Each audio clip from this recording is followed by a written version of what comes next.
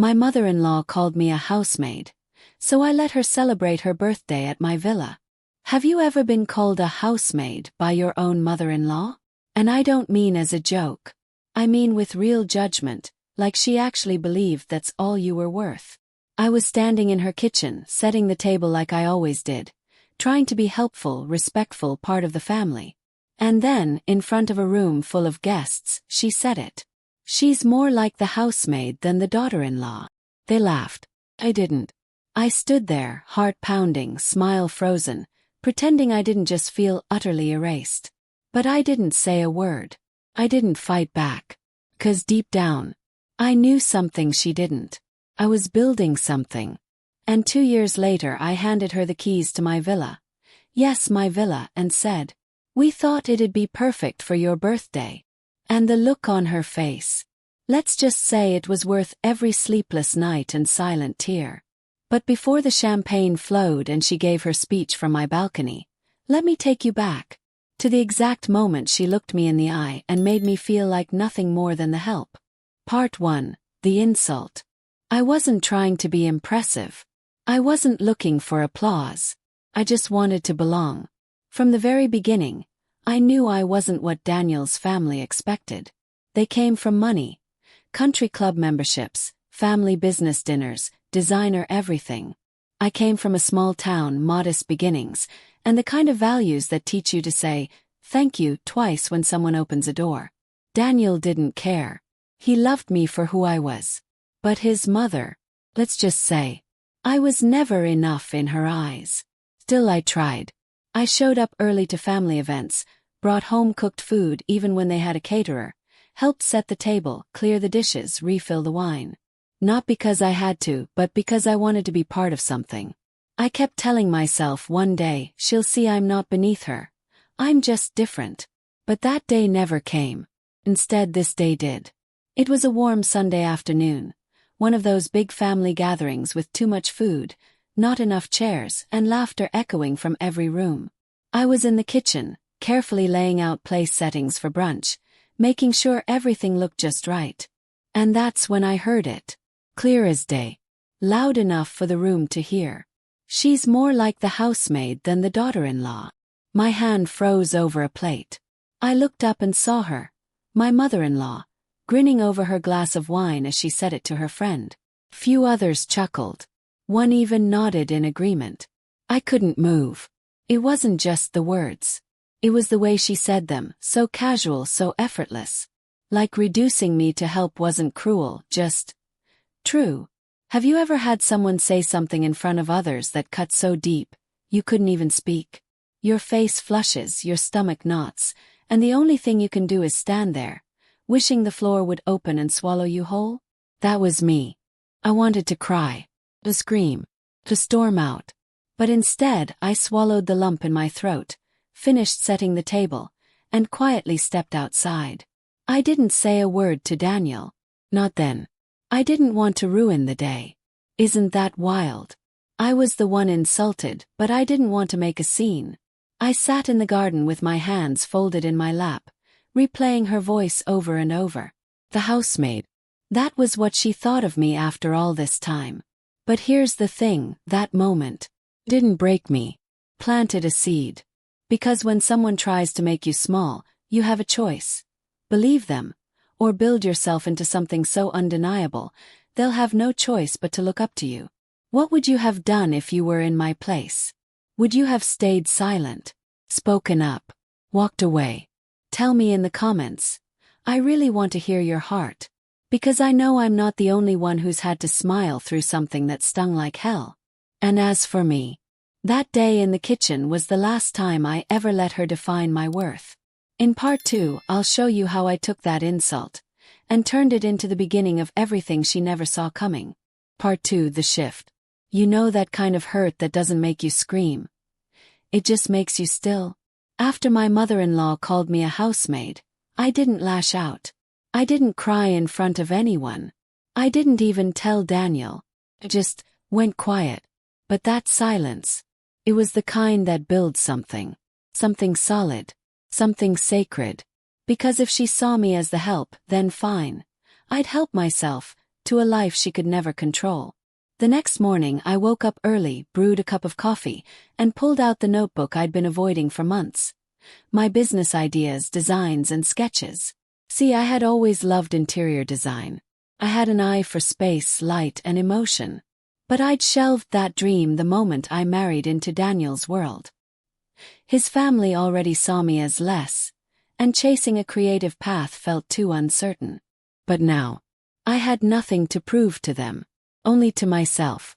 So I quietly enrolled in the online courses I never finished. I studied while everyone slept, took consultations over coffee, designed 3 rooms for free just to build a portfolio. Word spread. Clients started referring friends.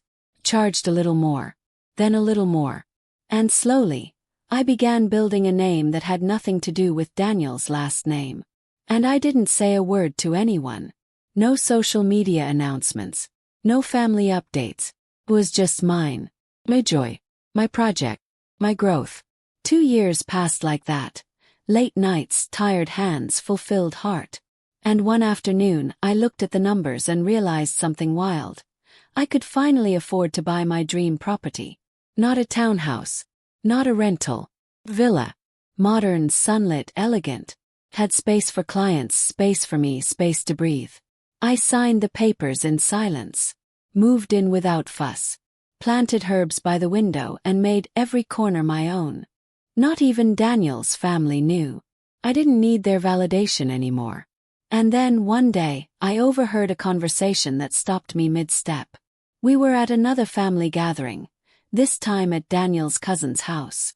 I was walking past the kitchen when I heard my mother-in-law laughing with her sister. She was saying how frustrating it was to find a place elegant enough to host her 60th birthday party. All these venues are tacky, she said. If only I knew someone with a proper home. I didn't speak. I didn't announce anything.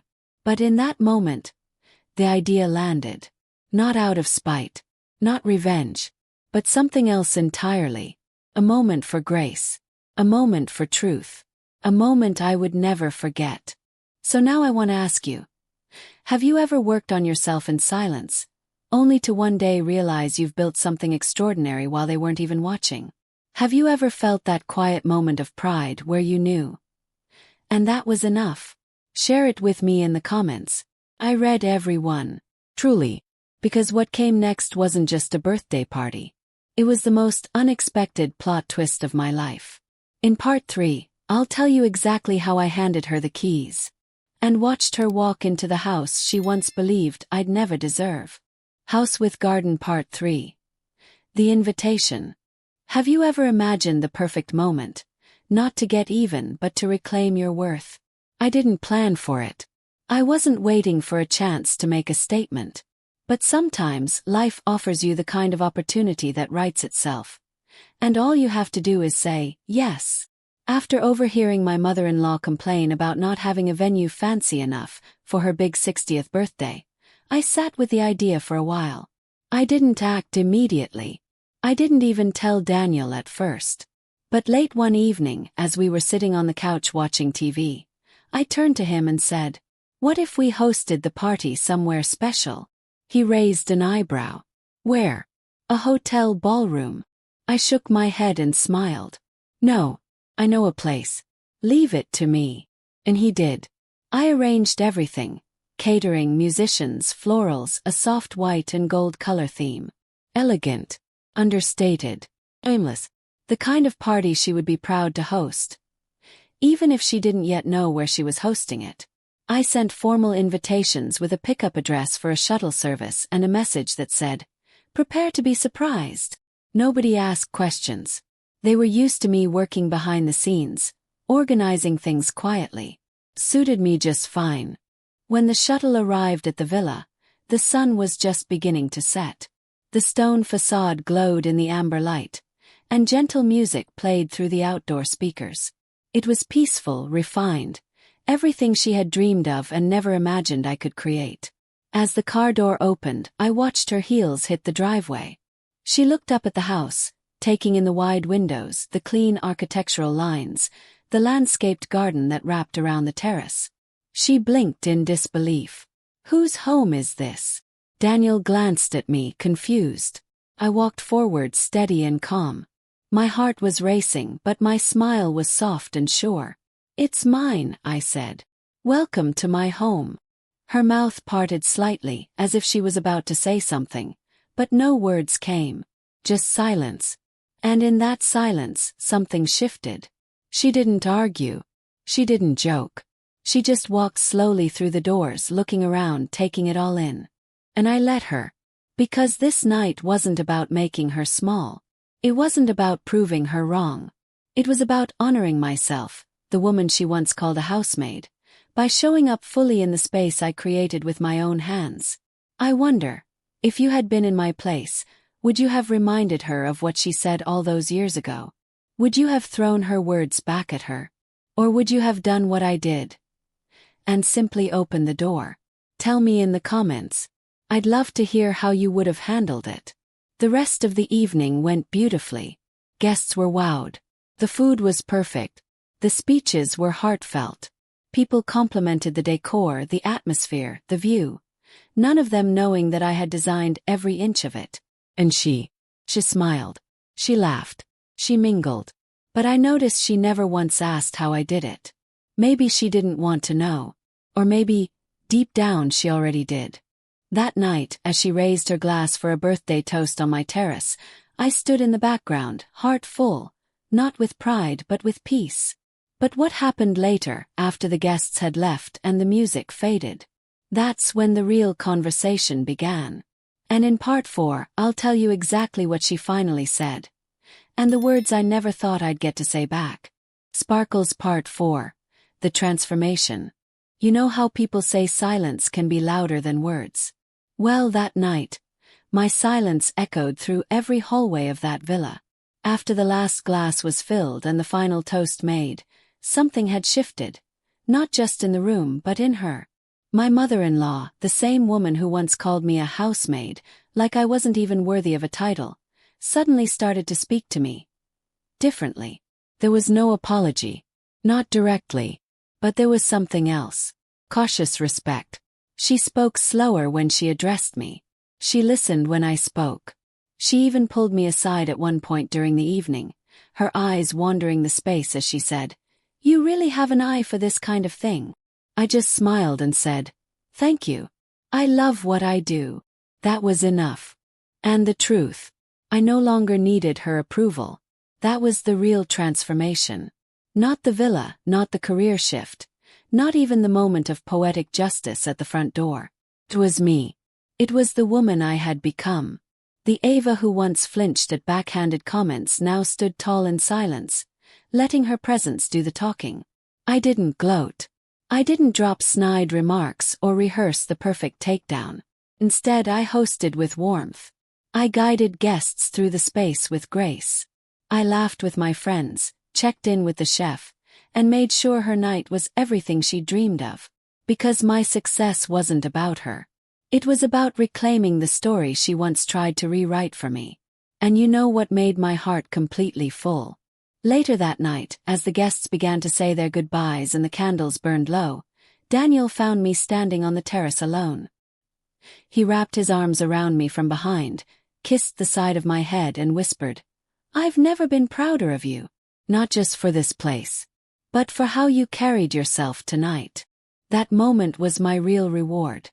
So I want to ask you, have you ever reached a point where someone's opinion of you no longer had power? Where you stood in your truth, completely whole, even without their praise? Tell me in the comments. I genuinely want to know how you found your peace. Because here's the thing. I didn't build that villa to prove her wrong. I built it because I finally believed in my own worth. Every inch of it, the stone, the light, the walls, was a reflection of a woman who no longer waited to be chosen. And if you've ever been belittled, ignored, underestimated, or made to feel invisible, I hope you hear this loud and clear. You don't need to fight for respect from people who refuse to see your light. Just shine anyway. Because sometimes the best clapback isn't loud. It's paved in marble, bathed in sunlight, and echoed in quiet dignity. Stick around for the conclusion. I have something to share from my heart to yours. And if you've made it this far, leave a like in the comments or tell me, what would your silent transformation look like? Let's talk. Let's lift each other. And if this story meant something to you, don't forget to like and subscribe to My Family Tragedy. We've got so many more stories to tell, and one of them just might be yours. I never set out to get even. I just wanted to be seen for who I am and what I'm capable of. Sometimes the most powerful response isn't anger. It's grace. It's rising quietly until even those who doubted you can't help but notice. Have you ever turned hurt into strength? I'd love to hear your story. Share it in the comments, I truly read them all. And if this story moved you, please like and subscribe to My Family Tragedy. We share meaningful, emotional stories every day. And yours might be the next one we bring to life.